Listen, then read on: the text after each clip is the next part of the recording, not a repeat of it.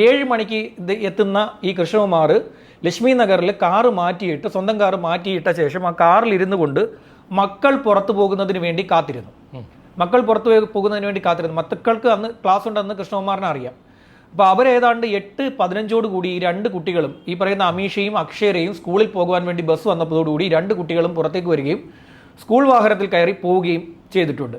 8:17 ഇയാൾ വീടിനുള്ളിലേക്ക് കടക്കുന്നത്. രാവിലെ പുലർച്ചെ 8:15 ശേഷം. അപ്പോൾ വീടിനുള്ളിലേക്ക് കടക്കുന്ന ഇയാൾ 8:31 തിരിച്ചു വരികയും ചെയ്തിട്ടുണ്ട്. ഈ വെടിവെച്ച് ആരും കേട്ടിട്ടില്ല. അപ്പോൾ ഇതിൽ 2 കാര്യങ്ങളുണ്ടായിരിക്കാം. ഒന്ന് ഉപയോഗിച്ചത് എയർ ഗണ്ണായിരിക്കാം, അല്ലെങ്കിൽ പിന്നെ സൈലൻസർ ഉപയോഗിക്കുന്ന ഗണ്ണോ മറ്റോ ആയിരിക്കാം, അല്ലെങ്കിൽ ഈ സൗണ്ട് വലിയ തോതിൽ കേൾക്കും. ഈ തോക്ക് ഇദ്ദേഹത്തിന്റെ പിതാവിന്റെ പേരിലുള്ളതാണ്. അതെ, പിതാവിന്റെ ലൈസൻസിലുള്ള തോക്കാണ്, സുന്ദരന്റെ ലൈസൻസിലുള്ള തോക്കാണ് ഉപയോഗിച്ചിരിക്കുന്നത്. 2 രീതിയിൽ തോക്കുണ്ടല്ലോ. പിന്നെ അപ്പോൾ ഇതാണ് ഉപയോഗിച്ചിരിക്കുന്നത്. അപ്പോൾ ഇത് വെച്ച് ഫയർ ചെയ്തിരിക്കുകയാണ്.